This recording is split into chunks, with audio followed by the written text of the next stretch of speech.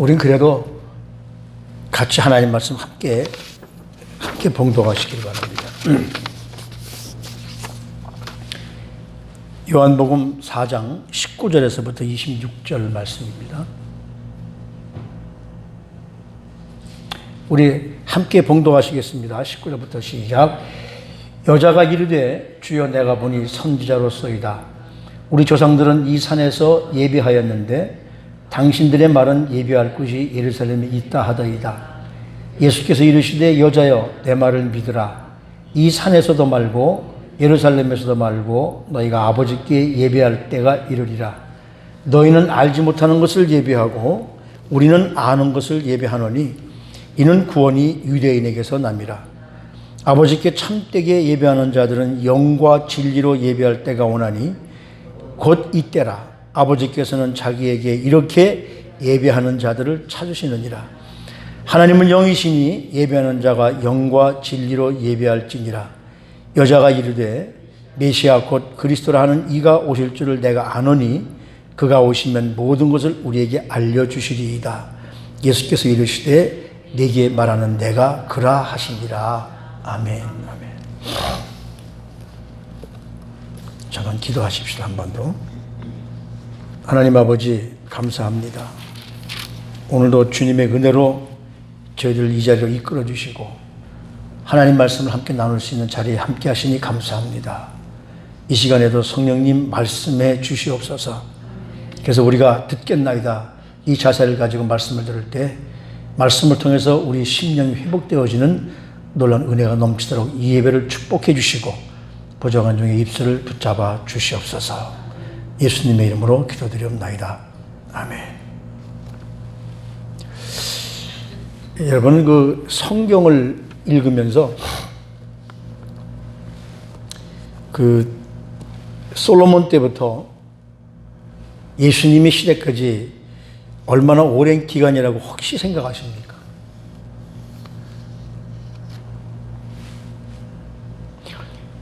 통일왕국, 다시 말하면 사울이 초대 왕이 되고 사울에서 다윗으로 넘어오고 다윗에서 솔로몬으로 넘어오고 솔로몬의 아들 때에 가서 나라가 갈라지죠. 그래서 분열왕국이라고 그러죠. 그게 우리 역사를 보면 지금으로부터 보면은 이 통일왕국 시대가 약 3000년 전입니다. 그럼 예수님이 오셨을 때 이전에 보면 약 1000년 전이죠. 그러니까 그 BC 1000년대에 그 통일왕국 사울, 다윗, 솔로몬으로 이어지는 거고 930년, BC 930년 정도가 솔로몬의 아들 르호보암, 그리고 르호보암 때에 나라가 둘러 갈라져서 북이스라엘 왕국, 남유다 왕국. 그래서 북이스라엘 왕국에는 여로보암이라는 왕이 통치를 하게 되고 남유다 왕국은 르호보암이 통치를 하게 됩니다. 이 열왕기 11장부터 13장에 나오는 말씀인데 그 르호보암이 정치를 미숙하게 함으로 말미암아 여로보암이 쿠데타를 일으켜서 나라가 쪼개지죠. 그래서 북이스라엘 왕국은 이스라엘의 12지파 가운데 10지파, 남유다 왕국은 유다지파와 베냐민지파 2지파, 이렇게 그 나라가 분리됐습니다. 대한민국처럼. 그래서 이 10개 지파를 그 장악한 여로보암이 나라도 국토도 크고 사람도 인구도 많죠. 모든 면에서 남유다 왕국보다 우위에 있었어요. 근데 여로보암이 한 가지 고민이 생겼습니다. 그게 뭐냐면 남북을 막론하고 모든 백성이 하나님을 섬기고 하나님께 예배를 드리기 위해서는 예루살렘 성전에 가서 예배를 드려야 되는 거예요. 모든 절기를 예배를 예루살렘에 가서 지켜야 되기 때문에 예루살렘으로 내려가면 혹시라도 이 북이스라엘 왕국의 이 사람들이 여로보암 왕이 이 백성들이 혹시 예루살렘에서 예배드리다가 르호보암에게 이 사람들을 뺏기지 않을까. 이것이 열왕기상 12장 27절 28절에 나오는 말씀입니다. 한번 우리가 그 말씀을 잠깐 한번 읽어보시죠. 거기 이 여로보암이 뭐라고 그러냐면요.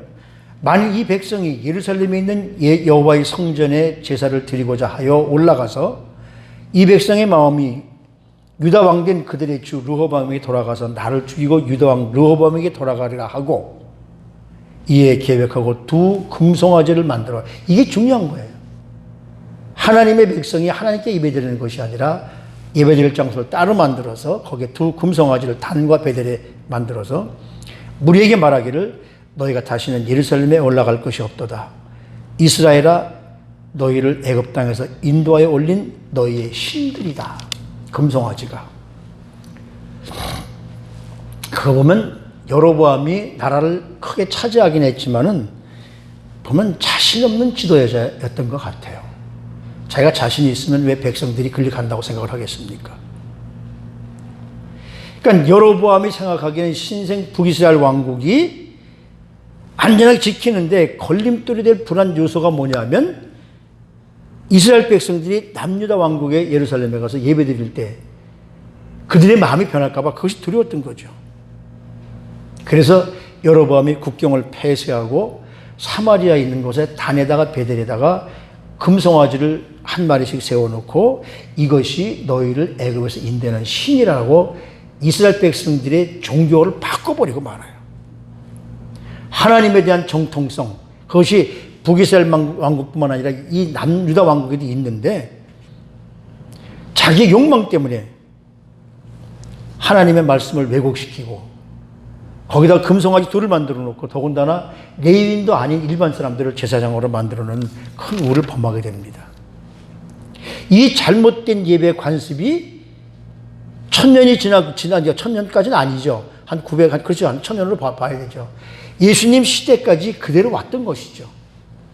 그뿐만 아니라 BC 720년경에 북이스라엘 왕국이 호세 왕을 마지막으로 멸망당하면서 아수르 사람들이 사마리아에 이주를 해서 사마리아 땅에서 유태인들과 그 아수르 사람들이 혼혈 민족이 돼요.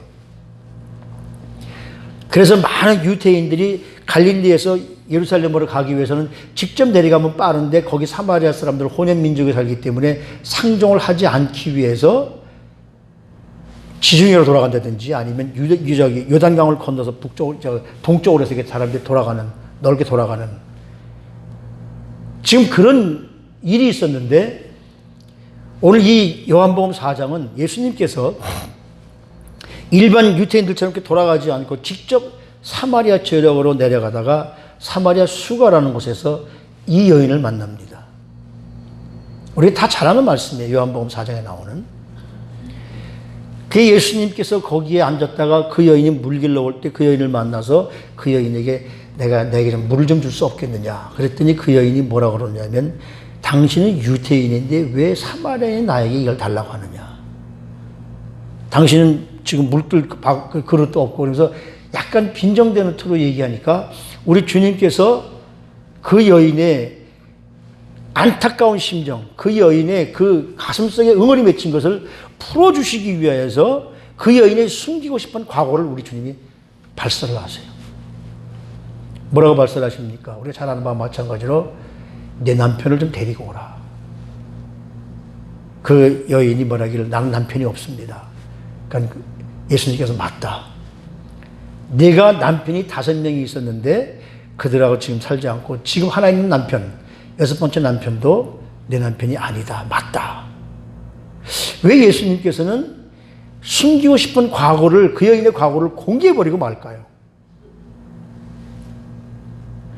이 여인을 놀리기 위한 것일까요? 아니면 예수님께 왜 나 같은 여인에게 유태인이 물 달라는 비아냥거림에 우리 주님이 응답하시는 걸까요?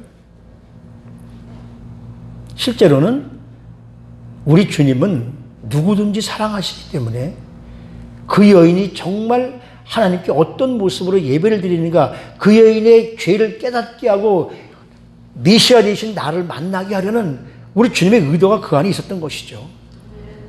종교 문제 때문에, 호남 민족 때문에 유태인들이 상종하지 않는 이 사람을 우리 예수님께서는 그를 만나서 그에게 내면에 있는 숨기고 싶은 것을 꺼집어내서 회개하게 하시고 예수님을 만나게 하는, 즉 다시 말하면 예수님을 인격적으로 만나게 하는, 그래서 그 여인의 삶이 새로워지게 하는. 그러면서 뭐라고 그러냐면 내가 지금까지 어떤 모습으로 예배를 드렸느냐. 오늘 저와 여러분들이 나눌 말씀은 우리가 예배를 어디서 어떻게 어떤 방법으로 드려야 되느냐, 이걸 좀 함께 말씀을 나누고 싶어서 그래요. 지난주까지는 제가 계속 성령님에 관한, 뭐 여기도 마찬가지 성령님 함께 하시는 자리는 마찬가지죠. 지금까지 이 여인이 드렸던 예배에 문제가 있다. 지금까지 수많은 예배를 드렸지만 그 예배 속에서 기쁨을 찾지 못하고 평안을 찾지 못했다면, 기쁨을 찾고 평안을 찾는 예배는 예배 속에서 누굴 만나는 것인가? 우리 주님을 만나는 겁니다. 주님 만날 때 변화가 되는 것이거든요.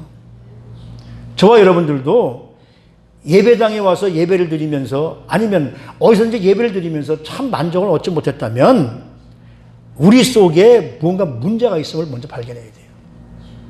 그래서 예수님께서는 그 여인의 속의 내면에 있는 남들에게 숨기고 싶은 과거, 부끄러운 과거를 우리 주님이 끌어내세요. 왜? 아무도 없으니까. 예수님하고 그 여인밖에 없으니까. 그래서 예배관에서 말씀하다 보니까 20절 말씀에 이 여인이 이렇게 얘기합니다.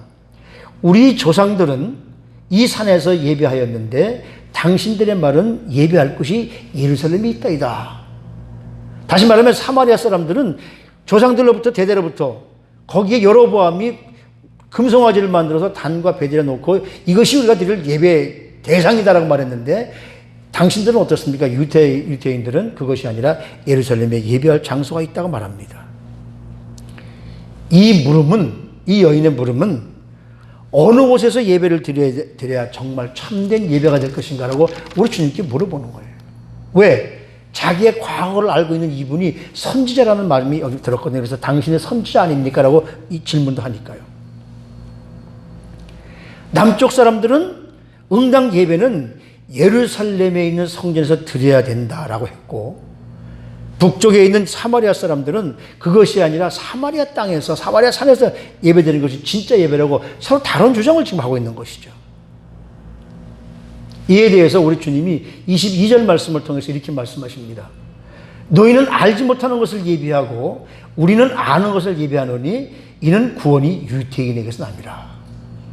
너희들이 예배를 하는 그 금송아지 우상은 알지 못하는 거야. 사람이 만들어 놓은 거야. 예배는 누구에게 드려야 되느냐? 우리는 그 예배 드리는 대상을 알고 있다는 것이죠.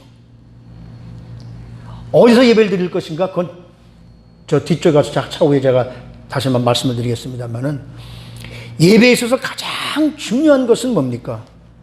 누구에게, 어떻게, 그리고 왜 예배를 드릴 것인가를 우린 깨달아야 돼요. 주일날 예배당에 오면서 아무 이런 질문 없이, 이런 의문 없이 와서 앉아서 그냥 예배 드리는 것과, 내가 정말 예배당에 와서 누구를 만나서 누구에게 예배 드리느냐, 어떻게 예배 드리느냐, 이것이 굉장히 중요한 겁니다. 예배에 보면 형식이 있습니다. 거창합니다. 그럼에도 불구하고 알지 못하는 신에게 드리는 것, 사마리아 사람들처럼 형식적으로 알지 못하는 것에 예배 드리는 것은 시간 낭비일 뿐이지 그건 예배가 아닌 거죠. 결국은 하나님을 향한 예배가 아니라 인간을 위한 형식적인 예배에 불과하다, 그런 말씀이에요. 예배라는 것이 뭡니까? 예배는 예의를 갖추어서 하나님께 절하는 것이 예배라는 한문으로 풀이한다면 그런데, 그러니까 이 예배는 누구에게 드려야 되느냐? 예배는 하나님께 드려야 됩니다. 지금 이런 말씀 드리면 어떨지 모르겠지만, 어떤 분들을 보면 우리 목사님이 박사학위를 취득했다고 무슨 박사학위 취득 감사 예배, 어디 회장이 됐다고 무슨 회장 축하 예배. 예배 대상이 누굴까요? 하나님이 되어줘야 되는데, 박사학위 취득한 것에 대해서 무슨 회장 어디 단체장이 된 것에 대해서 감사해서, 그건 하나님께 드리는 예배가 아닙니다. 지금 우리 QTF 시편을 공부하고 있지만은 시편 145편에 보면은 시편 145편부터 그 뒷장이 계속 하나님께 찬양하는 거잖아요. 거기 1절에 왕이신 나의 하나님, 내가 주를 높이며 영원히 주의 이름을 송축하리이다 그래요. 왕이신 나의 하나님께 우리가 드려야 할 예배는 찬양입니다. 날마다 하나님 앞에 송축하면서 찬양 드리는 거, 예배에서 찬양이 빠져버리면 예배가 안 돼요. 찬양이라는 것은 창조주를 향한 피조물의 반응이에요. 하나님 나 같은 사람을, 인간을 만들어 주셔서 하나님께 찬양을 시켜주신 것을 감사합니다. 그래서 이 찬양을 히브리어로 뭐라면 샤바트라고 그래요. 샤바트라는 말은 무슨 말이냐면 그냥 입으로 쫑얼쫑얼 하는 예배가 아니라 큰 소리를 외쳐 부르는 것이 바로 샤바트예요. 근데 요즘에 그거 못하게 하고 있잖아요. 왜 못하게 합니까? 예배당에 와서 찬양을 못하면 어디 가서 예배드리라는 거죠. 성경 봉독도 하고 함께 은혜를 나누는 수 있는 것. 그러면 그렇게 찬양하는 대상이 누굴까? 찬양의 대상이 누굴까? 그래서 우리 예수님께서는 그 여인에게 지금 그러는 거예요. 먼저 누구에게 예배를 드리는 것을 알아야 된다. 예배 대상은 누굴까요? 21절 말씀에 보면 예수께서 이르시되 여자여 내 말을 믿어라. 이 산에서도 말고 예루살렘에서도 말고 너희가 아버지께 예배할 때가 이럴 것이다. 이 산 저 산에서 어느 장소에 드리는 것이 드리는 것이 중요한 것이 아니라 예배는 누구에게 드린다고 그랬죠? 아버지에게. 예배 대상은 어떤 상황을 가든지 예배 대상은 오직 하나님 아버지뿐임을 예수님께서 강조하셨어요. 예배 대상을 바르게 인식하는 사람들만이 그 예배가 참 예배가 됨을 알 수가 있고요. 예배 대상을 올바로 할 때 헛된 욕망으로부터, 이기심으로부터 저와 여러분들이 자유로울 수 있어요. 여러분들은 예배 대상이 누구라고 생각하십니까? 제가 주일학교 때 보면 잘 모르는 주일학교 선생님들이 애들을 먹고 기도하고 하면서 예수님 감사해요. 예수님 앞에 찬양 드립니다. 이게 잘못된 기도예요, 여러분. 예배의 대상은 오로지 하나님이세요. 사사기 13장에 보면요, 마노아라는 사람이 나와요. 삼손의 아버지입니다. 마노아가 아들이 없어가지고 고민하며 기도할 때 하나님이 마노아의 부인을 통해서 마노아에게 아들을 주세요. 근데 아들을 주는데 그 아들을 나시리를 키우라는 거예요. 모래 삭돌되지 말고 포도주를 먹지 말고. 그 이야기를 통해 들은 이 마노아가 그 이야기를 전해준 하나님의 사자를 만나고 싶었어요. 근데 사사기서 13장 16절 말씀에 보면 그 마노아의 부인이 그 사자를 만납니다. 그래서 잠깐 기다리십시오. 딱 뛰어가서 자기 남편을 데리고 와요. 마노아라는 사람을. 거기서 이 여호와의 사자가 뭐라 하냐면 여호와의 사자가 마노아에게 이르되 내가 비록 나를 머물게 하나, 음식을 만들어서 머물게 하나 내가 내 음식을 먹지 아니하리라. 번제를 준비하려거든 마땅히 여호와께 드릴지니라. 하나님께 드릴지니라. 이는 그가 여호와의 사자인 줄을 알지 못했다는 이야기죠. 그래서 이 마노아가 그 사자에게 묻습니다. 당신의 이름이 뭡니까? 좀 가르쳐 주십시오. 그랬더니 17절 말씀에 뭐라 그러냐면 왜 내 이름을 묻느냐? 내 이름은 기묘다. 기묘라는 말이 나와요. 그럼 기묘라는 말이 뭘까? 이사야서 9장 6절 말씀에 보면 이런 말씀이 나옵니다. 이사야서 9장 6절 말씀에요. 한 아기가 우리에게서 났고 한 아들을 우리에게 주신 바 되었는데 그의 어깨에는 정사를 메었고, 이 아기가 누굽니까? 예수님이시잖아요. 성자 하나님이십니다. 어깨에 정사를 메었고 그 이름은 기묘자라. 기묘라는 말이 무슨 말이냐면 beyond understanding. 우리가 이해를 뛰어넘으시는 분. 기묘자라. 근데 마노아에게 나타났던 그 여호와의 사자가 내 이름은 기묘다. 이 땅에 아직 우리 예수님께서 인간으로 오시기 전에 그 성자 하나님이, 성부 하나님은 움직이시지 않으시는 분이시니까 성자 하나님이 오셔서 마노아에게 말씀을 하는 거예요. 나는 기묘자인데 내가 드릴 예배 대상은 누구냐면 내가 아니라 하나님이시라는 거예요. 우리 예배 대상은 하나님이십니다. 우리 기도 대상은 하나님이십니다. 어떤 사람이 좀 사업이 어려워서 지나가다가 로또가 몇 억 불 들어가니까 로또 한 장을 샀어요. 그 산 다음 날부터 이분이 신앙생활이 바뀌는데 어떻게 바뀌느냐 하면 매일 새벽 예배도 갑니다. 가서 기도하면서 하나님 당첨만 되면 내가 11조 드리겠습니다. 주일 예배도 참석합니다. 어떤 주일 예배보다도 이상하게 로또를 산 다음 날부터 그 다음에 예배당 가서 예배 드리는데 주일 예배 드리는데 그렇게 예배가 진지할 수가 없어요. 마음속에서 내가 예배 드리는 자세에 따라 복권이 될 것 같기도 하고 안 될 것 같다는 마음이 들다 보니까 예배를 진지하게 드립니다. 다른 때는 평상시에 예배 시간 다 돼서 빼꼼히 들어가던 모습이 그날 따라서 10분 일찍 가서 앉아서 기도도 합니다. 그리고 설교도 다른 날은 듣다가 졸기도 했는데 이 날은 졸지도 않고 설교 속에 아멘 아멘 하면서 황답합니다. 그리고 나서 예배당에 딱 나오는데 뭔가 모르게 이번에 로또 할 때는 당첨될 것 같아요. 그 사람이 로또에 당첨됐겠습니까? 이게 예배가 아니라는 거예요. 이 사람이 드린 예배는 하나님을 대상으로 드린 예배가 아니라 복권 당첨을 위해서 드린 예배가 된 거예요. 주인공이 복권인 거예요. 과연 그런 게 하나님이 응답할 수 있을까?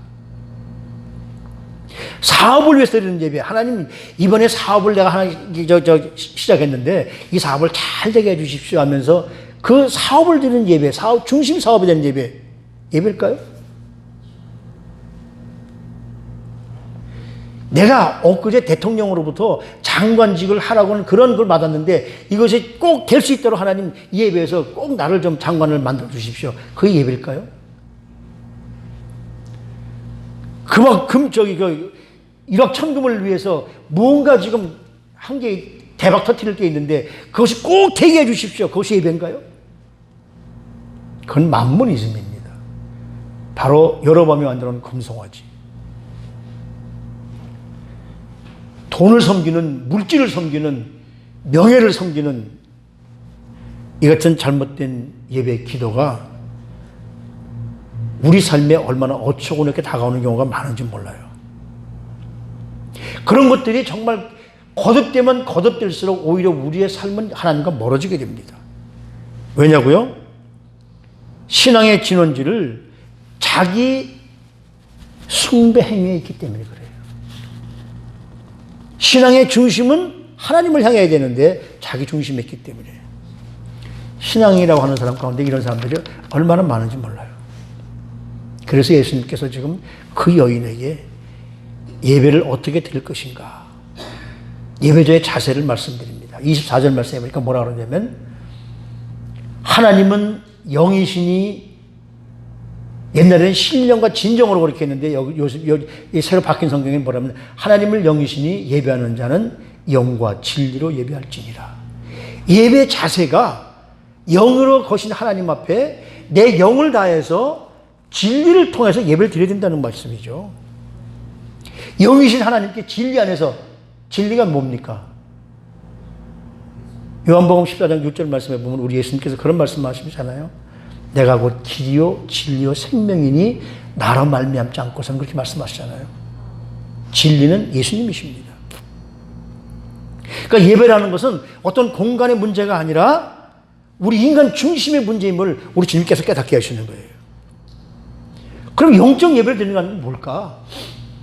아니 우리 예배를 드릴 때 하나님은 영이시니 내 영과 신령과 진정을 다해서 진리를 다해서 예배 드리라는데 그 영적 예배가 뭘까 하는 질문에 저와 여러분들이 부딪힐 수밖에 없죠.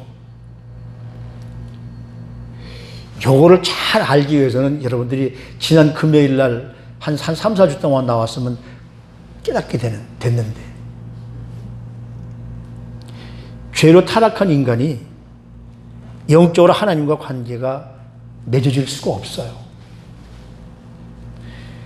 그래서 하나님과 단절된 결과 우리 인간의 삶은 죽음을 비롯한 온갖 문제와 부딪히는 온상이 되어버리고 말았어요. 인간 스스로 하나님과 단절을 시작했기 때문에 그래서 하나님께서 이 사람들이, 내가 만든 사람들이 죄를 지어서 나와 관계가 단절됐으니까, 그 말씀 뭡니까? 에덴 동산에서 쫓겨났다는 이야기잖아요. 그럼 이 사람들과 내가 어떻게 이 관계를 회복할 수 있을까?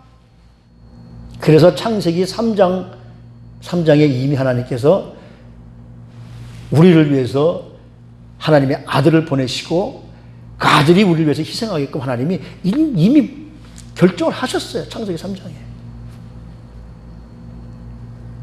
그래서 하나님께서 우리의 이런 단절된 문제를 해결해 주시려고 누구를 보내주시냐면 예수 그리스도, 하나님의 아들을 보내주신 겁니다.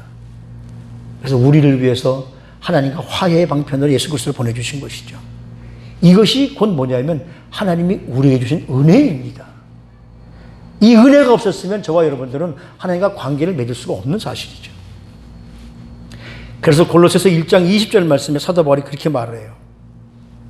그의 십자가의 피로 화평을 이루사, 하나님과 단절되었던 우리를 예수님께서 나를 위해 십자가의 죽으심으로 말미암아 하나님과 나와 화평을 이루사, 만물, 그 땅에 있는 것들이나 하늘에 있는 것들을 그런 말미암아 하나님과 화목하게 만들어 주셨다.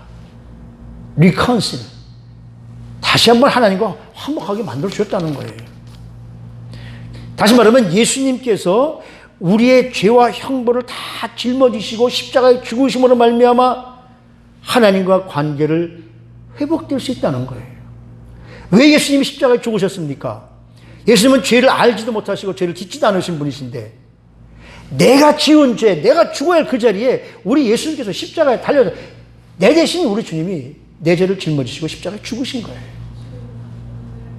그걸 우리가 믿기만 하면, 영적으로 깨달아지게 되면, 그래서 그 영적인 모습을 가지고 예배 시간에 하나님과 우리 사이의 관계가 회복될 수 있다는 것이에요. 이것이 영과 진리의 신령과 성령님으로 말미암아 관계가 회복되어지고 예수 그리스도로 말미암아 우리 삶이 다시 회복되는 것. 그것을 지금 예수님께서 그 여인에게 말씀하는 거예요. 22절에 너희는 알지 못하는 우상 이런 것들을 예배하지만 우리는 바로 그것을 예배한다.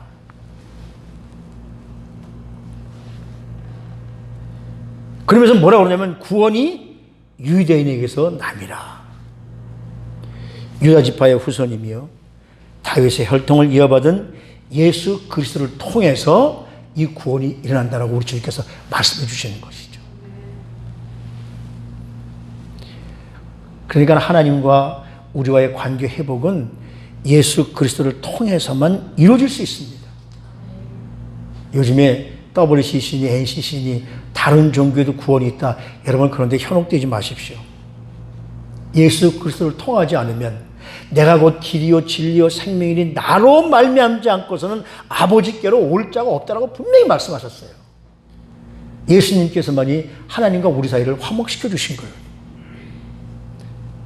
그러면서 그걸 끝나는 것이 아니라 우리 주님이 계속 말씀을 하세요. 23절 말씀에 뭐라고 그럽니까? 아버지께 참되게 예배하는 자들은, 아버지께 참되게 하는 자들은 영과 진리로, 신령과 진정이라고 그랬죠. 옛날 성경에는 영과 진리로 예배할 때가 오나니 곧 이때다. 이때는 어느 때일까요? 예수님께서 이 땅에 오신 때, 예수 그리스도 안에서만 우리가 거룩하신 하나님과 타락한 인간 사이의 관계가 회복시킬 수 있을 이때, 그때에 대해서야 우리 주님이 떠나시고 내가 너희를 위해서 보내실 보혜사. 그래서 그분이 오셨을 때 그분의 영광, 그죠? 우리 주님이 가르쳐 주신 말씀으로 말미암아 우리가 진정으로 예배드릴 수 있다. 그렇기 때문에 이 예배에서는 하나님을 만나기 위해서, 하나님은 우리 같은 인간이 아니시라 영적으로 계신 분이시기 때문에 그분을 만나기 위해서는 성령님 함께 하셔야 되고, 예수님의 말씀이 우리 삶에 살아있을 때 그때 우리는 하나님과 관계가 회복될 수 있다는 말씀이죠. 다시 말하면 예수님께서는 그 여인에게 예수님 자신을 말씀해 주는 겁니다. 바로 나를 믿는 것이다. 그러면 우리는 왜 예배를 드려야 됩니까? 예배의 목적이 뭡니까, 여러분? 예배를 드리는 목적이, 이 말씀은 여러분 어디다 좀 적어 놓으셔도 괜찮아요. 이 말씀은 우리가 굉장히 중요한 말씀이기 때문에 예배를 드리는 이유는 뭐냐면 예수 그리스도 안에서 우리 심령이 회복되어서 하나님과 관계, 지속 강화를 위함이고 예배드리는 목적이에요. 하나님과 영적 교제를 위한 것이고 영이신 하나님 아버지의 뜻을 분별하기 위한 것이고 우리를 만져주시고 우리를 터치해 주시는 하나님의 손길을 힘입기 위함이고 우리의 모든 일을 가능하도록 은혜를 베풀어 주신 하나님을 찬양하기 위함이다. 이게 우리가 예배드리는 목적이에요. 이것들은 어디서만 가능하냐면 예수 그리스도 안에서만 가능합니다. 예수님이 우리 삶 속에 오셔서 그 말씀이 살아 움직이며 성령님이 함께 하실 때 우리 이거를 감지할 수가 있거든요.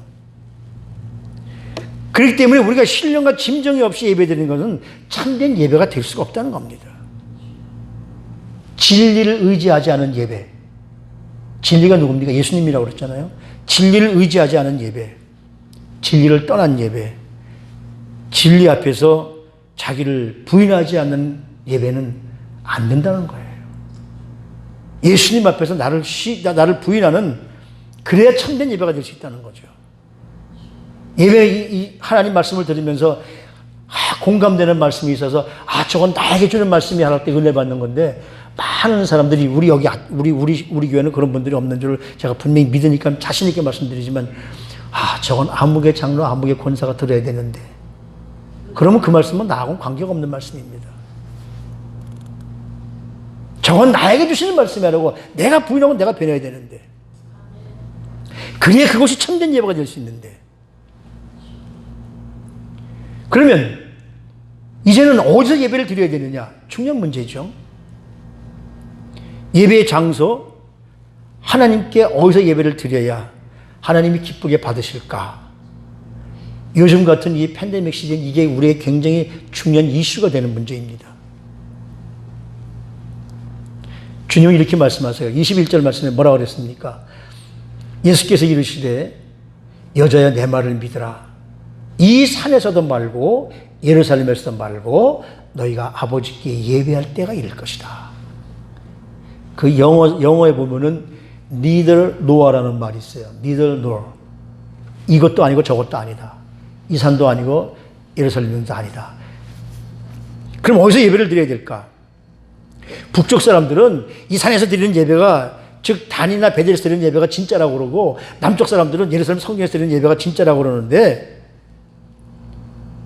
우리 주님이 이걸 깨닫게 해주시는 게 뭐냐면 살아계신 하나님께 드리는 예배는 특정 공간에 국한되지 않고 모든 장소에서 구별되게 드리는 것. 모든 장소에서 장소를 구별하는 것이 아니라 우리 삶을 구별되게 드리는 것. 영이신 하나님은 사마리아 혹은 예루살렘에만 계신 분이 아니시라 우리 하나님은 무소부지하시고 편지하신 분이시니까 어디도 계시기 때문에 예배 장소를 어디에 묶어두시지 않습니다. 그렇게 예배 장소를 묶어두는 사람이야말로 정말 알지 못하는 예배, 알지 못하는 신께 드린 예배가 그런 예배라는 것이죠. 우리 교회만 와야 구원받는다? 구원파, 다락방, 무슨 신천지, 말일성도, 여호와 증인 이런 사람들은 자기네 와야 구원받는다 그래요. 아닙니다. 정말 참된 예배자라면 예배당 안에서는 물론이거니와 예배당 밖의 삶 자체가 하나님께 신령과 진정으로 드려질 때 그것이 진정한 예배라는 것이죠. 다시 말하면 오늘 주일 아침 여러분들이 예배당에 나와서 예배를 드리고 그 시작된 예배가 토요일까지 우리 삶 속에서 이어지면서 우리 삶 속에서 열매가 맺어질 때 그것이 진정한 예배라는 거예요. 예배당에서만 드리는 예배 물론 중요하죠. 이 마지막 때가 되니까. 이 예배당에서 드리는 예배가 하나님과의 단절된 교제를 다시 한번 회복하고 심화시키는 데 중요한 의미에서 의미인 장소라고 생각한다면 우리 삶의 터전은 어떻습니까? 하나님께 관계를 예배당에서 그 맺었던 하나님과의 관계를 이제는 증명하고 실천하는 장소가 우리가 삶의 터전 아닙니까? 그렇기 때문에 우리의 삶의 터전에서 열매를 맺는 우리의 그리스도인다운 삶이 중요하다는 말씀이에요.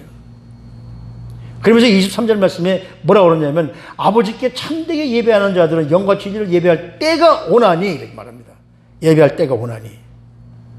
아버지께 참으로 예배하는 자들은 영과 진리로 예배할 때가 오나니 곧 이때라. 어떤 때입니까? 특정 공간을 뛰어넘어서 삶 속에서 신령과 진정으로 드린 예배, 그런 사람들이 바로 하나님의 뜻을 이어갈 수 있기 때문에, 다시 말하면 예수 그리스도를 구세주로 받아들이고 믿음 안에서 하나님과 관계가 회복된 사람이라면 예배당에서 신령과 진정으로 예배드릴 수밖에 없고 우리 삶 속에서 우리 주님과의 관계가 열매를 맺어지는 삶이 될 수밖에 없다는 거예요. 이것이 진정한 예배라는 겁니다. 예배당 안에서만 드리는 예배만이 아니라 아무리 겉으로 보기에 거룩한 예배를 드렸어도 로또 당첨을 위해서, 사업 성공을 위해서, 모출세를 위해서 예배를 드렸다면 그 예배는 알지 못하는 신에게 드리는 예배가 돼버리고 말아요. 제가 재밌는 얘기가 있어서 좀 따왔어요. 김준옥 목사님 그 설교집에 보면 이런 얘기가 있습니다. 그분이 이 목회 초창기, 그러니까 우리 한국으로 말하면 한 70년대쯤 될 거예요. 70년대, 80년대쯤. 그분이 청계천 빈민촌에서 빈민들과 함께 살면서 그들에게 복음을 전하고 있었는데, 하루는 김준영 목사님이 그 새벽을 깨우려는 간증집에 나온 얘기예요. 어느 날 밤에 곤히 밤에 잠을 자는데 누가 와서 깨우더랍니다. 눈을 떴더니 여기 칼끝이 와 있더래요. 칼을 대면서 목사님 아는 거예요. 그러니까 있는 대로 돈을 다 내놔가 아니라 있는 대로 있는 돈을 다 꿔주십시오 그러더라는 거예요. 칼을 들이대고. 이 동네 주민으로 목사님도 아는 사람인데, 그래서 아니 돈을 달래면 달랬지 왜 꿔달라느냐 그랬더니 뭐라고 그러냐면 자기 아들이 어제 월급을 타왔는데 그 월급을 가지고 요구하다가 몽땅 날려버렸다는 거예요. 몽땅 날렸는데 도저히 아들이 타온 월급을 날려고 나서 내가 이 상태로는 집으로 못 들어가겠으니까 목사님 돈 좀 꿔주십시오 하고 칼을 들고 있는 거예요.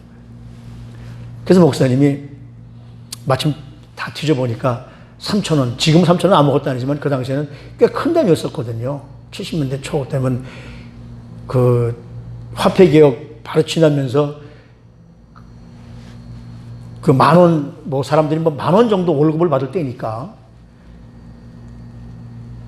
그러면서 목사님이 3,000원을 꿔주니까 이 돈 가지고 노름미천 하라고 주는 것이 아니라 당신 아들을 위해서 쓰라고 주는 것입니다.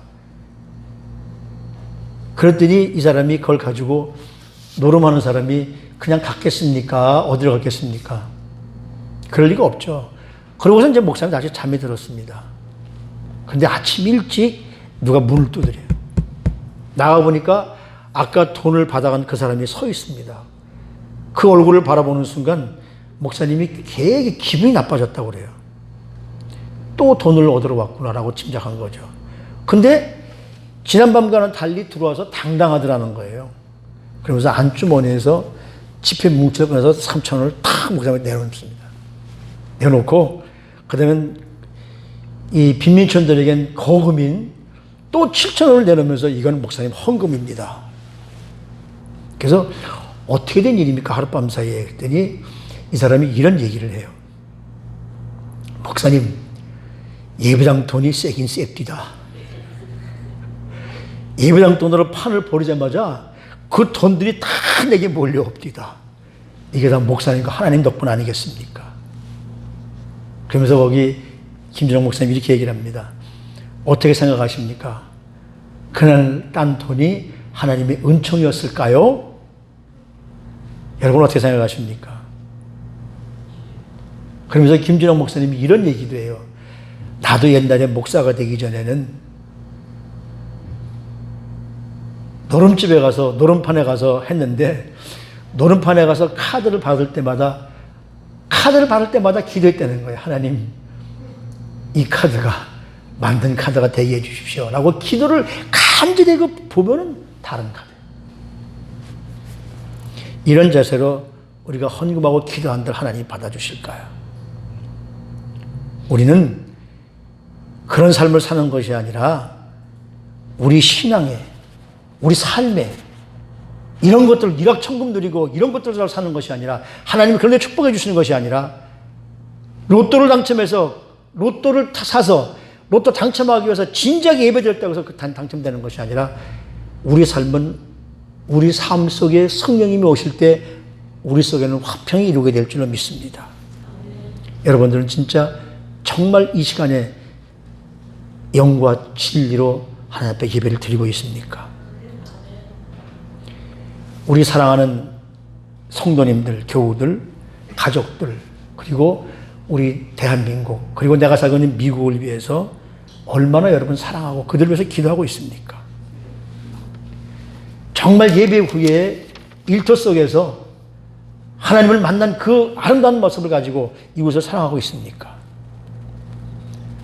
어떤 가난한 집에서 먹을 것이 떨어져서 딸에게, 야, 너 가서 할머니 집에 가서 쌀 좀 얻어와라 그랬더니 이 아이가 갔다가 쌀을 잔뜩 짊어지고 오는데, 야, 너 무겁지 않았니? 그랬더니 그 아이가 이런 말을 하더랍니다. 엄마가 쌀을 얻으러 오래서 할머니 집에 가서 쌀을 얻는데, 내 쌀포대에다가 쌀을 한 바가지에 한 바가지 퍼내면 퍼줄수록 쌀은 무거운데 마음이 가난해져요. 마음이 가벼워져요. 왜 그럴까요? 예배를 통해서 하나님 말씀을 알면 알수록, 하나님께서 요구하시는 대로 삶을 살면 살수록, 우리 마음속에 하나님 말씀이 차면 찰수록 우리 삶은 더 가벼워질 수 있습니다. 이것이 생명의 삶입니다. 예배의 삶이 차면 찰수록 우리 생명의 귀한 희열이 넘치게 될 줄을 믿습니다. 예배가 살아있는 예배가 되기 위해서 신령과 진정으로 영과 진리가 함께 하시는 예배를 통해서 이 자리에서만 아니라 우리 삶 속에서 만나는 모든 사람들에게 함께 은혜를 나누어서 우리 삶이 영적으로 진리로 완성시키는 삶을 살게 되시기를 주님의 이름으로 축복합니다. 기도하십시다. 하나님, 우리 예배는 어떨까요? 정말 영적으로 성령님이 함께 하셔서, 그래서 우리 주님의 말씀을 붙잡고, 진리로 오신 주님의 말씀을 붙잡고 우리 삶이 살아있는 예배를 드리고 있을까요? 예수 그리스도를 영접하시고 단절되었던 하나님과의 관계를 다시 한번 회복하고, 그래서 이 예배를 통해서 영과 진리로 말미암아 우리 가정에, 그리고 우리 사업에, 우리 삶에 날마다 하나님이 함께 하신다는 사실을 알고 우리가 신앙으로 영적으로 완성시키는 삶을 살아갈 수 있도록 우리 성도님들을 축복해 주시옵소서. 그래서 우리의 삶이 하나님 앞에 찬양으로 고백되어지는, 감사로 고백되어지는 우리 성도님들이 될 수 있도록 축복하옵소서. 이제는 우리 주 예수 그리스도의 무한하신 은혜와 하나님 아버지의 지극하신 사랑하심과 성령님의 축복, 교통, 인도, 보호, 축복하시는 놀라운 은혜가 신령과 진정을 가지고 영과 진리로서 하나님 앞에 예배드리는 사랑하는 성도님들 머리머리 위에 지금으로부터 영원히 함께해 주시옵시기를 간절히 축원하옵나이다. 아멘.